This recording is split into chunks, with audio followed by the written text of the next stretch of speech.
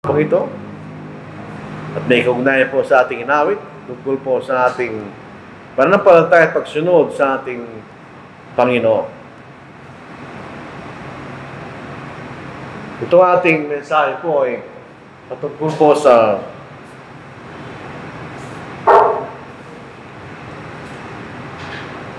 pagsunod. Bakit tayo sumusunod sa Diyos? Ito po ang ating mensahe po sa hapong ito. Ating pag-aaralan ang mga kadahilanan na bakit dapat tayo sumunod sa Diyos, mga kapatid. Dito po sa ating magiging basihan ng ating pag-aaral ay sa mga nabanggit na talata dito sa Romans chapter 6 verse 16 to 17. At babasahin natin sa ating wika. Hindi ba niyo nalalaman na kung kanino ninyo inihahandog ang inyong mga sarili bilang alipin sa pagsunod, kayo bang alipin niya na inyong sinusunod? Maging ng kasalanan tungo sa kamatayan o ng pagsunod tungo sa pagiging matuwid? Ngunit salamat sa Diyos na bagamat kayo'y dating mga alipin ng kasalanan, kayo taus-pusong sumunod sa inyo ng aral na doon ay pinagkatiwala.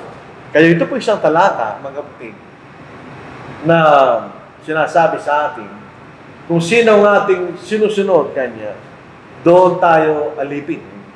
Either tayo alipin ng kasalanan tungo sa kamatayan o sa pagkahiwalay sa Diyos, o pagsunod tungo sa pagiging matuwid. So, dalawang klase makikita natin. Pag tayo po ay alipin ng katwiran, tayo sumusunod sa Diyos. Pag alipin tayo ng kasalanan, hindi tayo sumusunod sa Diyos. So, balik po tayo sa katanungan. Bakit tayo sumusunod sa Diyos? Yun po isang mahalagang tanong sa ating mga sarili. Number one, karamihan po ng mga tao sa kalibutan, hindi nila kinikilala ang Diyos. Bagamat sila naniniwala, alos, sabi nga po nila, 86% ng mga Pilipino ay Roman Catholics. So, sila ay naniniwala sa Diyos. Pero hindi nila kinikilala ang Diyos. Dahil hindi sila sumusunod. Kaya hindi sila sumusunod, di tayo nagtataka, bakit karamihan ng mga tao hindi sumusunod sa Diyos? Dahil hindi nila kinikilala ang Diyos. Although naniniwala sila, hindi nila kinikilala ang Diyos. Naniniwala sila sa bibig. Pero hindi sa tunay na pagkakilala sa Diyos. Kaya nakapagtataka, hindi sila sumusunod. Siyempre, hindi nila kinikilala ang Diyos. So, hindi sila susunod. Normal lang po yun. Bilang mga Kristiyano, ibig sabihin niya, ang mga Kristiyano po, yung mga taong sumunod sa Ebanghelyo at patuloy na sumusunod sa kalooban ng Diyos. Sa pagiging Kristiyano natin, ang pagsunod ay paraan ng pamumuhay. Normal sa mga Kristiyano yun, dahil sumusunod tayo sa kalooban ng Diyos, ito ginagawa natin sa araw-araw kanya. Pero bakit tayo sumusunod sa Diyos? Hindi upang not to earn our salvation. Paliwanag po natin yun. Sa Old Testament, ang paraan ng kaligtasan ay kung hindi ka magkakasala. In other words, kayo makakasunod na walang pagkakasala sa kautusan ni Moises. Walang pagkakaiba yun kung tayo po'y nagtatrabaho at meron tayong kasunduan sa pinagtatrabahoan natin na kung tayo magtatrabaho ng 8 oras bawat araw, tayo karapat-dapat sa ating sahod. We earn. Di ba? Dahil ginawa mo na wala kang pagkakamali doon sa kasunduan. Pero tayo mga Kristiyano, hindi naman tayo tayo nagiging matuwid dahil tayo pinatawad ng Diyos. So we didn't earn our salvation, pinatawad tayo ng Diyos. Pero kailangan din po tayo maging tapat sa Diyos mula sa ating puso. So, ano ang dahilan? Bakit tayo sumusunod sa Diyos? Ito po'y dapat nating maging maliwanag sa ating kaisipan para maging tunay ang ating pagsunod sa Diyos. Dahil kahit tayo sumusunod sa Diyos, posible na hindi tayo maliligtas. Bakit? Ano bang dahilan? Bakit sumusunod? Tingnan po, baka napilitan lang tayo sumunod. So, kahit sumunod tayo, napilitan ka lang, hindi ka pa rin maliligtas. So, bakit tayo sumusunod sa Diyos? Isa-isayin po natin ang mga dahilan. Number 1, dahil tayo sumasampalataya sa Diyos. Dito sa Hebrews chapter 11, verse 1, mayroon magandang definition ng pananampalataya sa Diyos. Hindi ito palaging totoo. Pag pinag-uusapan natin ay tao, hindi ito palaging totoo. Isahin po natin. Dito po sa Hebrews chapter 11, verse 1. Ito po ang ating mababasa. Ngayon, ang pananampalataya ay ang katiyakan sa mga bagay na inaasahan. Ang paninindigan ng mga bagay na hindi nakikita. Yun ang definition ng pananampalataya sa aklat ng Hebreo. Yun ang tamang definition ng pananampalataya. Ito yung pananampalataya sa Diyos. Dahil ang Diyos ay nagsasabi ng totoo. At ang Diyos ginagawa niya ang sinasabi niya. Kaya kahit hindi pa natin nakikita yung sinasabi ng Diyos, naniniwala tayo na yun ay mangyayari. Katulad ng pangako niya ng buhay na wala hanggan. Sa atin, hindi pa natin nakikita yun, pero naniniwala tayo na bibigay niya yun. Nung sabihin niya kay Abraham na ibibigay niya lupain, na ipakikita sa kanya ng Diyos, naniniwala si Abraham na gagawin niya ng Diyos. At yun ay ginawa ng Diyos, hindi kay Abraham, hindi sa isang bansa na nanggaling kay Abraham. Kaya sabi niya, may katiyakan sa mga bagay na inaasahan. Di pa dumarating. Pero tiyak tayong darating. Kung tao ang nangako sa atin, maaaring darating, maaaring hindi. Dahil tao lang ang nangako sa atin. At sabi sa atin, ang paninindigan sa mga bagay na hindi nakikita. Dahil ang Diyos ay nagsasabi ng totoo, naniniwala tayo kahit hindi natin nakikita. Ang normal na kaisipan ng tao, to see is to believe. Sa Diyos, hindi. To believe is to see. Ibig sabihin, hindi pa natin nakikita yung pinaniniwalaan mo. Later on, makikita mo rin yun. At hindi na yung pananampalataya dahil nakita mo na siya. Pero sa Diyos, dahil Diyos ang nagsasabi sa atin, so tayo naniniwala sa Diyos. Kapag tayo nananampalataya sa Diyos, tayo susunod sa Diyos. Dahil tayo nagtitiwala sa kabutihan at kapangyarihan ng Diyos. Dito sa Romans, chapter 10, verse 17, sinasabi sa atin, ang pananampalataya ay nanggagaling sa pakikinig at sa pakikinig sa salita ni Kristo. Yun po sa Tagalog. Sa New King James at King James, salita ng Diyos. Kaya pareho lang po yun. Dahil ang salita ng Diyos, siya rin ang tinuro ng ating Panginoon. Yan din ang ipinahayag ng Espiritu Santo. Kung tayo po ay sumasampalataya sa Diyos, magkikita po natin na may kaisipan sa mga tao. Lalo-lalo po yung mga Baptist, yung sa denominasyon. Pag sumasampalataya ka, wala kang gagawin. Basta naniwala ka, ikay maliligtas. Hindi totoo yun. Ang tunay na pananampalataya, pag tayo naniniwala, ang pananampalataya at ang gawa o pagsunod ay magkasama. Hindi sila naglalaban, sila ay magkasama. In other words, pag tayo sumasampalataya, tayo ay susunod. Pag hindi ka sumasampalataya, hindi ka susunod. Kaya pag tayo sumasampalataya sa Diyos, tayo susunod dahil kayo sumasampalataya. Hindi mo sila pwede paghiwalayin. Dito po sa Santiago, chapter 2, verse 24, nakikita ninyo ng tao'y inaaring ganap. Ito po yung magandang salita. Hindi talaga tayo ganap. Dahil tayo may magkasama kasalanan. Pero tayo sumunod sa Ebanghelyo, tayo inaaring ganap ng Diyos. Pinatawad tayo sa ating mga kasalanan, so tayo ganap sa Kanyang paningin dahil inalis niya ang ating mga kasalanan. Kumbaga po sa batas ng tao, kahit tayo nagkasala ng isang krimen, kahit kayo pumatay ng tao, limbawa, at sinabi ng presidente ng Pilipinas, pinatatawad ko na yung taong yan, sa kanyang krimen na ginawa. Ang record ng taong yon ay aalisin. At ang kanyang buong karapatan ay babalik sa kanya. Bakit? Sapagkat siya pinatawad ng presidente. Yan tinatawag lang presidential pardon. Wala ka ng kasalanan. Pag ikay binigyan ng parol, meron ka pa rin kasalanan. Andun pa rin yung record mo sa Department of Justice, pero ikay pinalaya. Dahil ikay may magandang record sa bilangguan. So, yung may laking pagkakaiba yung daliwa. So, pag inaaring ganap tayo, dahil pinatawag tayo ng Diyos, tinanggal niya ang ating mga kasalanan. So, saan ang paraan?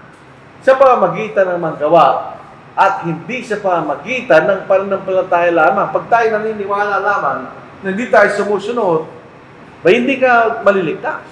Mananatili ka sa iyong mga pagkakasala. Hindi ka aaring ganap ng Diyos. So, magkikita natin ang gawa at ang pananampalataya ay magsama. Hindi mo sila pwedeng paghiwalayin. Kung hindi ka sumunod, hindi ka tunay na sumasampalataya. Katulad po ni Abraham, halimbawa, dito sa Hebrews chapter 11 verse 8. Sa pananampalataya si Abraham, nang tawagin, ay sumunod upang pumunta sa isang lugar na kanyang tatanggapin bilang pamana. At siya'y pumunta na hindi nalalaman ng kanyang pupuntahan. Pero tiyak siya na hindi siya mapapahama sapagkat ang Diyos nagsabi sa kanya. Pero sabi niya, sa pananampalataya, si Abraham ay sumunod kanya. So ang pananampalataya at ang pagsunod ay magkasama. Sapagkat kung paano ang katawan na walang espiritu ay patay, yun ang kahulugan ng kamatayan. Actually, ang tao, hindi siya namamatay. Yung mismong tao, hindi siya namamatay. Pag namatay ang tao, ang katawan niya namatay, pero yung tao, hindi siya namamatay. So, magpapatuloy doon sa lugar na tinatawag na Hades, na hiwalay sa kanyang katawan. Yun ang definition po ng kamatayan. Pero pag iniwan ng espiritu, yung espiritu, yun ang mismong tao, iniiwan niya ang kanyang katawan, mamamatay yung katawan. Ang dahilan lamang kaya tayo namamatay, dahil ang ating katawan ay nasira na hindi na natin pwedeng tirahan. Nagkasakit ka, aksidente ka, nagkawatakot ang katawan mo, hindi mo na pwedeng tirahan nyo. So, aalis ang espiritu doon sa katawan nyo. Katulad lang isang bahay na nasira ng bagyo, hindi ka natitira doon. Aalis ka na doon, di ba? Gayun din naman ang pananampalataya na walang magawa ay patay. Ganyan. Kaya sabihin natin tayo naniniwala, wala naman tayong gawa o pagsunod, ay walang kwenta yun. Ganyan.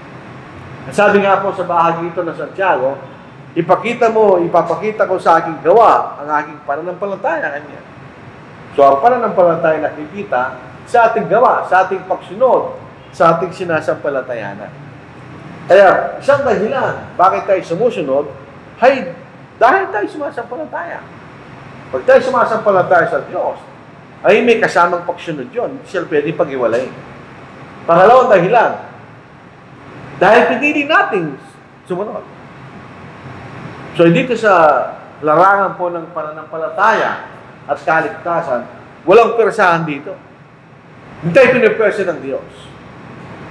Sumusunod tayo dahil pinili natin sumunod.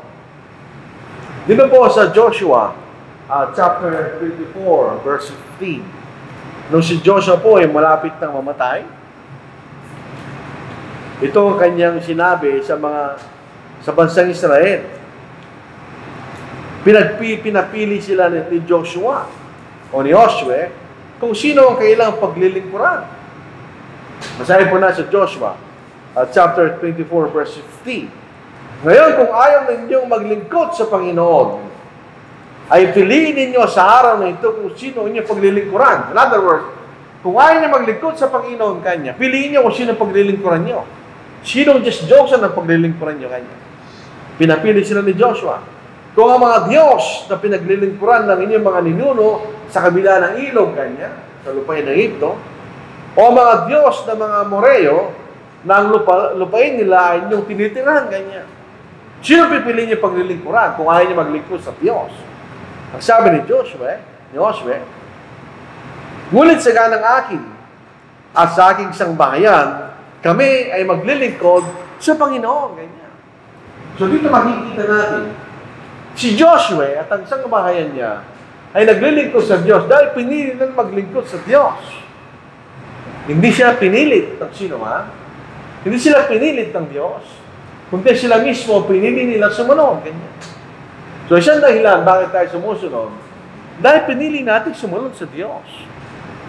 Yun ang isang dahilan na makikita natin. Bakit kinikilala natin si Jesus? At bakit pinili natin sumunod sa ating Panginoon? Sapagkat siya ang nagtataglay ng lahat ng kapamahalaan o otoridad. Yung po salitang kapamahalaan, yung po yung lumang salita, ang ginagamit natin ay otoridad. Kaya pag sinabing pamahalaan, in other words, sila ang nagtataglay ng otoridad, ang gobyerno. So ang ating Panginoon, taglay niya ang buong otoridad. Ganyan, isahin natin. Lumapit si Jesus at sinabi sa kanila, ang lahat ng otoridad sa langit at sa ibabaw ng lupa ay binigay na sa akin. Ito'y sa larangan ng pananampalataya at sa larangan ng kaligtasan. Bakit natin piniling sumunod sa Panginoon? Dapat lang. Siya lang natin pwedeng sundin. Bakit? Siya lamang ang mayroong otoridad. Kung susunod pipiliin natin sumunod sa mga denominasyon na nagtatagay mga tao lang, wala silang otoridad na magligtas sa atin. Ang anak lang ng Diyos, ang dugo ng anak ng Diyos, ng ating Panginoon, ang pwede magalis ng ating mga kasalanan. Ngayon, kung pinili natin sumunod sa Panginoon, tandaan po natin, dahil nasa kanyang buong otoridad, meron siyang karapatan na asahan na tayo sumunod. Ligtas tayo ng Panginoon. Meron siyang otoridad. So, meron siyang karapatan na asahan niya na tayo susunod. Ganyan. Pero dahil pinili natin sumunod, hindi tayo pinupwersa ng Diyos. Kaya nga po dito sa pananampalatayang ito, hindi tayo lumalago ng marami. Dahil hindi tayo namimilit.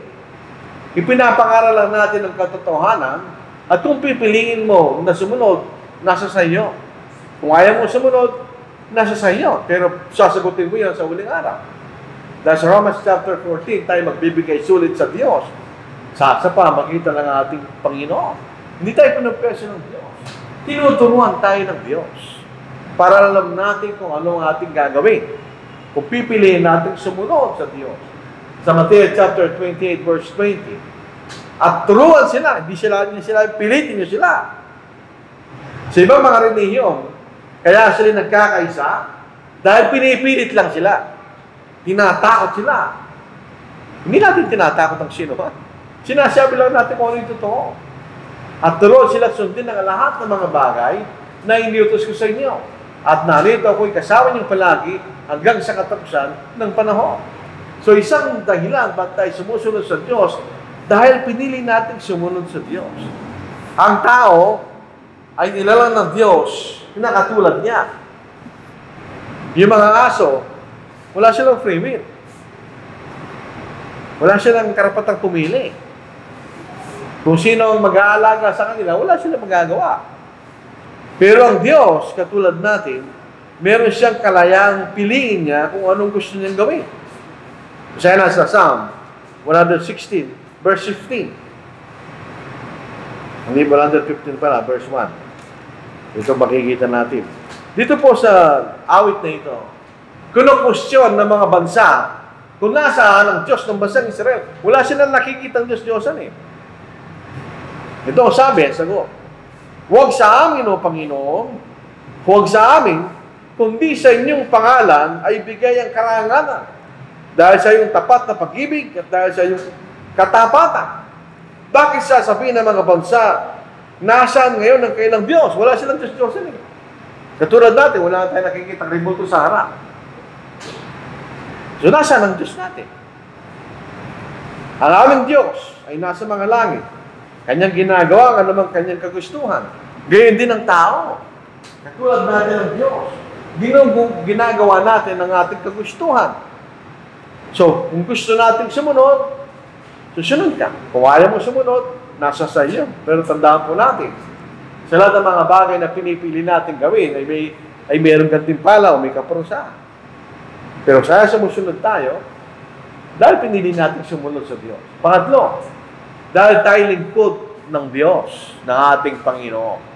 Tayo po yung mga alipin. We are servants. Actually, ang literal na kahulugan ng servant sa ori na salita ay slaves. We are slaves. Tayo alipin ng ating Panginoon. Yung mga alipin, noong ulang panahon, sa Amerika, kinukuha niya na yung mga Afrikano sa Africa, dinadala sa US. Hindi pa US na, Amerika pa lang. Pagdating sa Amerika, pinagbibili nila yung mga taong yun. At pag binili mo yung alipin, pag-aari mo na yun. Pwede mong gawin ang gusto mong gawin sa alipin na yun. At kailangan siyang sumunod sa iyo dahil binili mo siya. Dito po sa ating pagiging Kristiyano, tayo binili ng Panginoon. Dito sa Gawa, chapter 20, dito sa verse 28, sinasabi rito ang iglesia ay binili ng kanyang sariling dugo.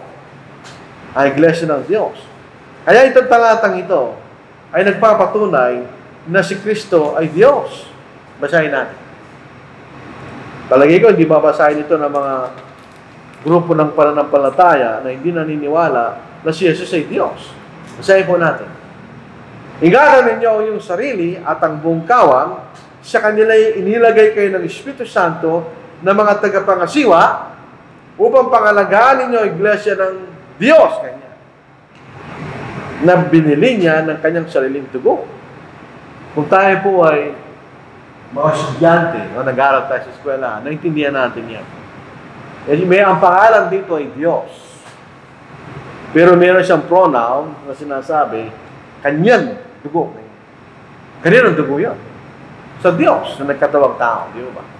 So tayo binili ng dugo ng ating Panginoon mula sa kalagayan ng pagiging makasalanan patungo sa pagiging matuwid. Dito sa 1 Corinthians chapter 6 verse 19 to verse 20, sinasabi rito, hindi natin pag-aari ang ating mga sarili. Bakit? Sapagkat binili tayo ng halagaan niya. Basahin natin. O hindi ba ganyan nalalaman na ang inyong katawan ay templo ng Espiritu Santo na nasa inyo, na tinanggap ninyo mula sa Diyos, at kayo ay hindi sa inyong sarili kanya? Sa simpleng pananalita, hindi niyo pag-aari sarili niyo. Bakit? Sapagkat kayo binili sa isang halaga. Kaya tulatin ninyo ang inyong katawan ang Diyos. So literally, binili tayo ng Diyos sa pamamagitan ng Panginoon, sa pamamagitan ng dugo ng ating Panginoon.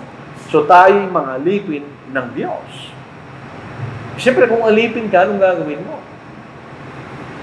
Paano tayo naging alipin? Nang tayo po'y sumunod sa Ebanghelyo. Basahin natin. Hindi ba niyo nalalaman na kung kanino ninyo iniahandog ang inyong mga sarili bilang alipin sa pagsunod, kayo bang alipin niya na inyong sinusunod?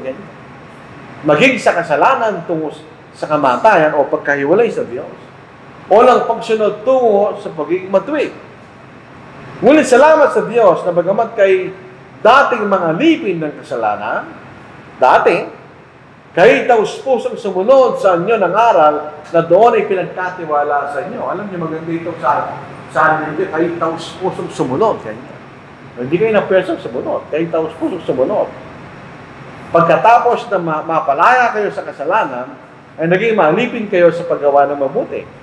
Ito po isang parang hindi magkatugma. Pinalaya tayo kanya sa kasalanan. So you were free. Pinalaya. Pero at the same time, kayo naging alipin kanya ng paggawa ng matuwid. So nung tayo sumunod sa Ebanghelyo at binili tayo ng Panginoon sa pamamagitan ng kanyang dugo, tagin naging mga alipin ng Panginoon. Tingnan po niyo mga introduction ni Apostle Paul sa kanyang mga sulat. Lalo po sa Romans chapter 1. Anong tawag niya sa kanyang sarili? Basahin natin. Si Pablo, na alipin niya sa Kristo, ibinukod para sa Ebanghelyo. Upang maging apostol, ibinukod para sa Ebanghelyo ng Diyos. Ang tawag ni Pablo sa sarili niya, alipin niya. Alipin niya sa Kristo. Bakit? Dahil pinili siya ng Panginoon ng kanyang dugo ng sisuglot sa Ebanghelyo. Kaya kung tayo po'y alipin ng Panginoon, isipin natin yung mga alipin ng mga tao. Pagka sila ay sumunod doon sa nararapat nilang gawin, Meron bang utang na loob yung kailang Panginoon? Wala. Dahil ginawa lang nila, dapat nila gawin sapagkat sila yung mga alipin. So pag ginagawa natin ang dapat natin gawin sa harapan ng Panginoon, walang utang na loob ang Panginoon sa atin. Ginagawa lang natin ang dapat natin gawin bilang mga alipin ng ating Panginoon. Binili tayo. So kung tayo alipin ng Panginoon sapagkat binili tayo ng kanyang dugo, ay inaasahan na tayo sumunod sa Kanya. Ala siyang utang na loob sa atin. Tingnan natin sa Lucas chapter 17 verse 10. Gayon din naman kayo. Ito'y tumutungkol sa kanyang mga alagad. Kapag nagawa na ninyo ang lahat ng mga bagay na iniutos sa inyo, inyong sabihin, ito ang dapat nyo sabihin, kanya. Kami mga aliping walang kabuluhan. Ginawa lang namin ang aming katungkulan. Dahil tayo binili ng Panginoon, tayo alipin ng Panginoon. So kung sumusunod tayo sa ating Panginoon, ginagawa lang natin dapat natin gawin sapagkat tayo mga alipin ng Panginoon. Ay siya sa dahilan bakit tayo sumusunod sapagkat alipin tayo ng Panginoon. Binili tayo ng Panginoon. So inaasalan lang ng Panginoon na gawin natin ang ating katungkulan sa kanyang harapan sa pamagitan ng pagsunod sa mga bagay na pinag-uutos siya sa atin sapagkat tayo alipin ng Panginoon. Pangatlo, upang maipakita natin ang ating pagmamahal sa Diyos. Ano yan? May mga relihiyon. Nakikita natin. Hindi natin kung na-question ang sincerity nila. Wala tayong karapatang questionin natin yun. Merong payak-yak pa. May payak-yak. Minamahal namin ng Diyos. Amen. Kanina. Tuloy yan ba sinasabi pagmamahal sa Diyos? Dito sa 1 John, chapter 5, verse 3. Hindi ganon. Ang pagmamahal sa Diyos ay ang pagsunod sa Kanya mga utos Kanya. Bakit tayo sumusunod sa Diyos? Dahil minamahal natin ang Diyos. Yan ang sagot doon. Basahin natin. Sapagkat ito ang pag-ibig sa Diyos o pagmamahal sa Diyos na ating tuparin ang Kanyang mga utos. At ang kanyang mga utos ay hindi pabigat. Hindi tayo sumusunod sa Diyos para pabigatan tayo ng Diyos. Hindi. Ito ay para sa ating kapakinabangan. Pero pag tayo sumusunod sa Diyos, ay dahil pinakikita natin ang ating pagmamahal sa Diyos. So hindi natin sinusunod ng Diyos, napipilitan ka lang. Grudgingly, napipilitan ka lang. Hindi ito rin na pagsunod Diyos. Hindi rin nagugusto ng Diyos. Ganon. Kahit saan tayo po lumagay. Kaya tayo nagtatrabaho sa isang kumpanya. At ikaw sumusunod na napipilitan ka lang, hindi na maganda yun. Kailangan tayo sumunod na bilang nagtatrabaho doon. Dahil parang naglilingkod tayo sa Panginoon, sabi nga ni Pablo. Hindi napipilitan lang tayo. Kaya tayo sumusunod. Tayo sumusunod sa Kanya sapagkat minamahal natin siya and we want to please Him. Gusto natin maging kalugod tayo sa Kanya.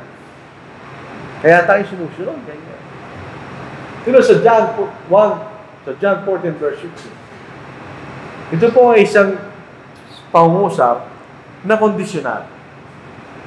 Ibig sabihin, kung minamahal mo ko kanya, sabi ng Panginoon, gagawin mo ang aking mga utos. Kung ako ay inyong minamahal, sabi yung kung, ay tutuparin nyo ang aking mga utos. Paano kung di ka sumunod? Hindi mo siya minamahal. Gano'n lang kasimple sinabi ng Panginoon. Kung tunay na ating minamahal ang Panginoon o ang Ama, ng Ama ng ating Panginoon o ang Diyos, ay dahil minamahal natin. Gusto napipilitan lang tayo.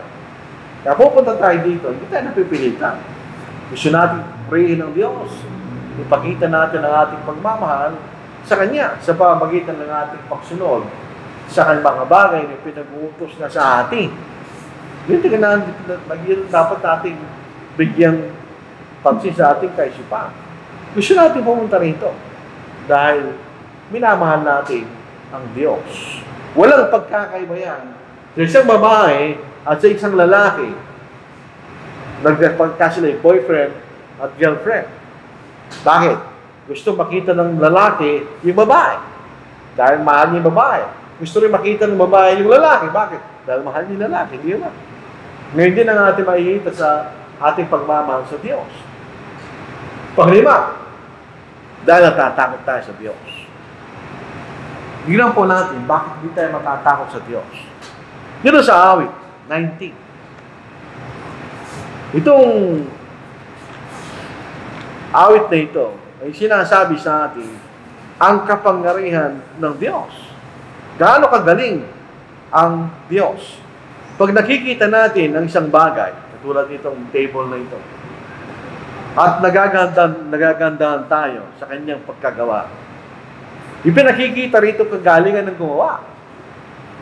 Pero pagka hindi natin nagugustuhan, sinasabi na hindi magaling gumawa. Dito sa awit 19, nagpapahayag ng kalulatihan ng Diyos ang kalangitan at ang manggawa ng kanyang kamay ay niahayag ng kalawakan. Ito po ay totoo noon, ito ay totoo pa rin ngayon. Pag tumingin tayo sa langit sa isang gabi, makikita mo yung mga bituin doon. Paano nakarating yung mga bituin na yun? Na mas malaki pa sa lupa. At hindi nila mabilang kung gaano karami mga bituin hanggang ngayon.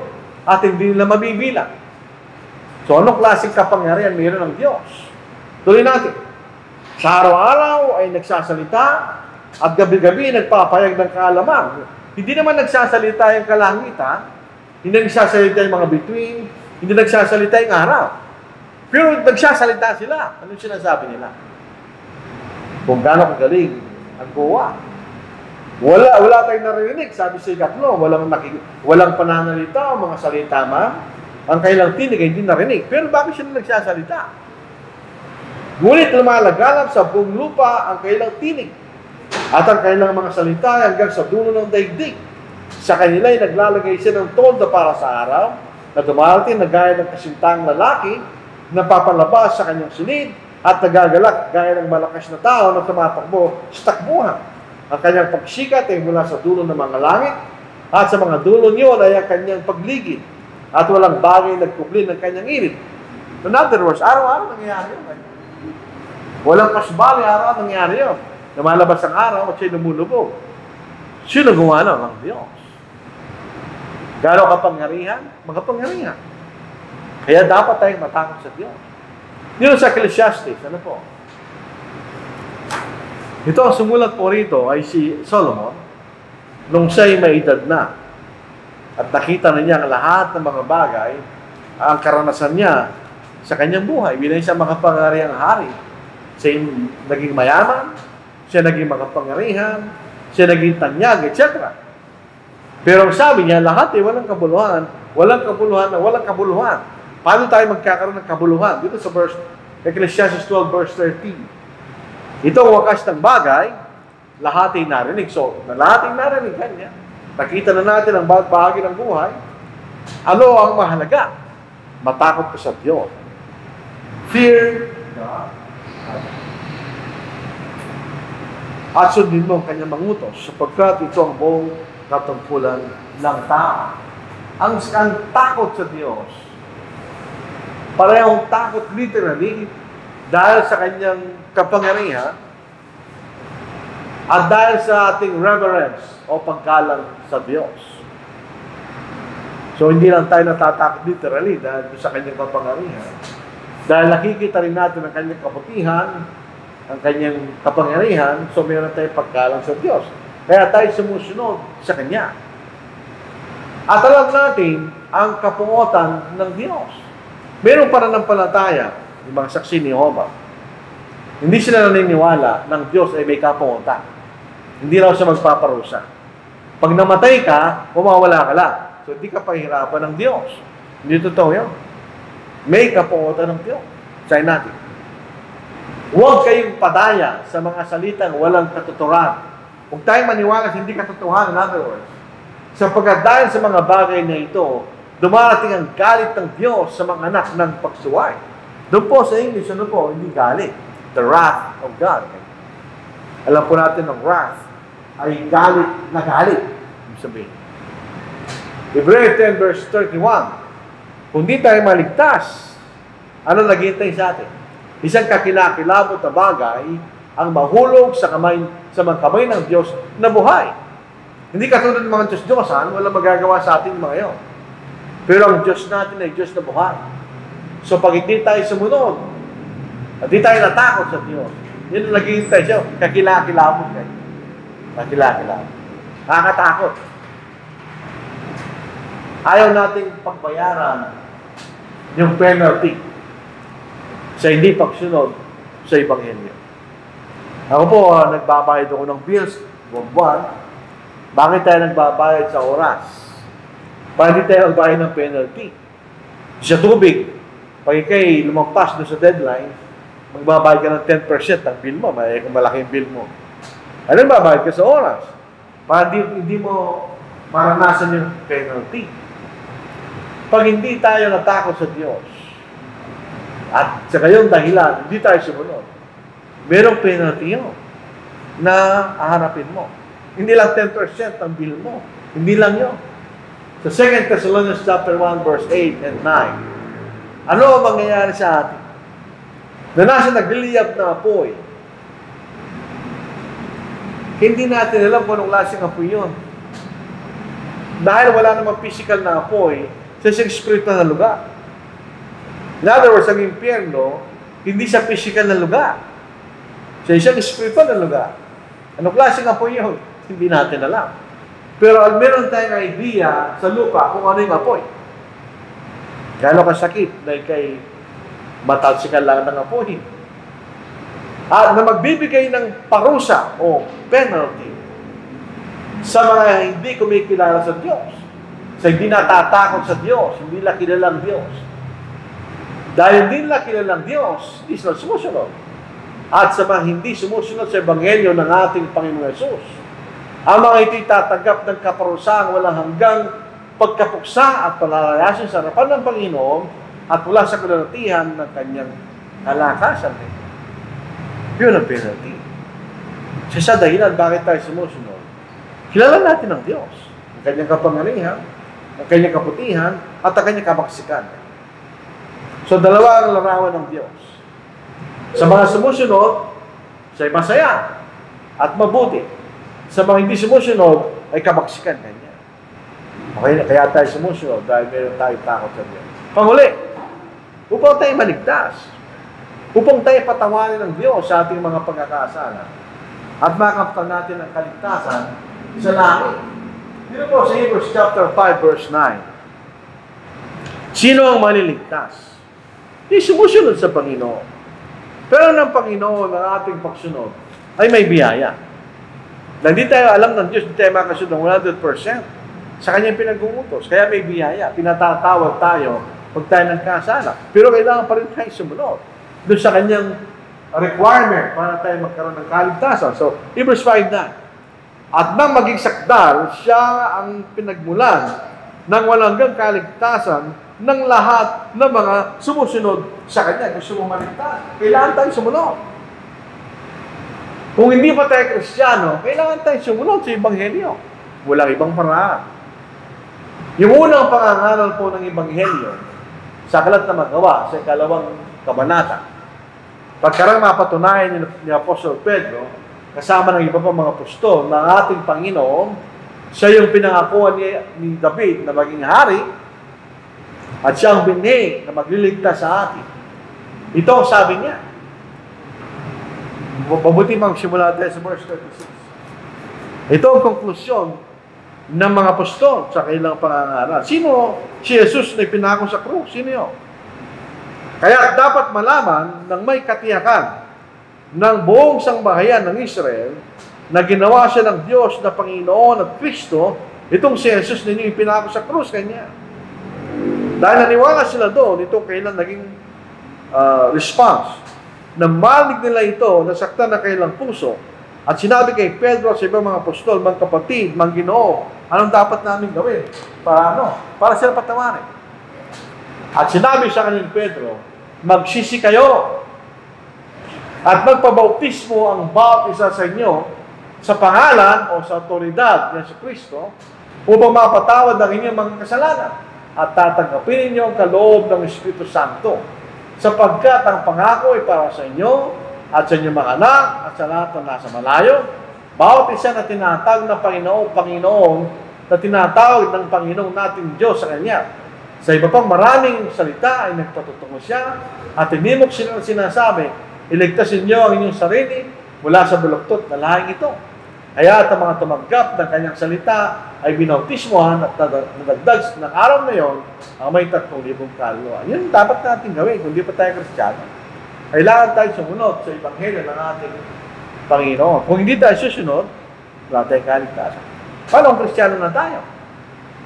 Kailangan tayo matiling tapat at huwag tayong umalis. Ito sa Hebrew 4:11. Kaya magsikap tayo pumasok sa kapahingahang iyon. Yung kapahingahang tunay ay pag dumating tayo sa langit at hindi na tayo magtatrabaho, yun ang kapahingahan. Upang huwag mabuwalang sino man sa pamagitan ng gayong halimbawa ng pagsuwa. Yung mga Israel ang binabanggit. Hindi sila nakapasok sa kapahingahan ng Diyos dahil sa kanilang pagsuway kanya. Sa Apocalypse chapter 2 verse 10. Actually, ito Tagalog ng Apocalypse. Ito actually Grego, Apocalypse, ganyan. Nang ibig sabihin, uncovering. Huwag mong katakutan ang mga bagay na malapit mo nang danasin. Malapit na ikulong ng Diablo ang ilan sa inyo upang kayo masubok at magkakaroon kayo ng kapigatihan sa loob ng 10 araw. Maging tapat hanggang sa kamatayan at ibibigay ko sa iyo ang korona ng buhay kanya. Kung tayo Kristiyano, kailangan tayong manatiling tapat sa Panginoon. So, bilang pagtatapos po sa ating pag-aaral, yan ang dahilan bakit tayo sumusunod sa Diyos. Dapat merong dahilan bakit tayo sumusunod. Hindi lang basta lang tayo nandito, Sunday in, Sunday out, pero dahil wala naman tayong pananampalataya, napilitan lang tayo sumunod. Hindi natin ginagawa talagang gawain ng paghingalipin. Hindi natin tayo pinakikita na wala tayong pagmamahal sa Diyos. O hindi na naman tayo natatakot sa Diyos. O ayaw natin maligtas. Pagka gano'n, walang kwenta ang ating pagsunod sa Diyos. So bilang awit ko, malikaw tayo po sa ating mensahe, awitin natin ang trust and obey.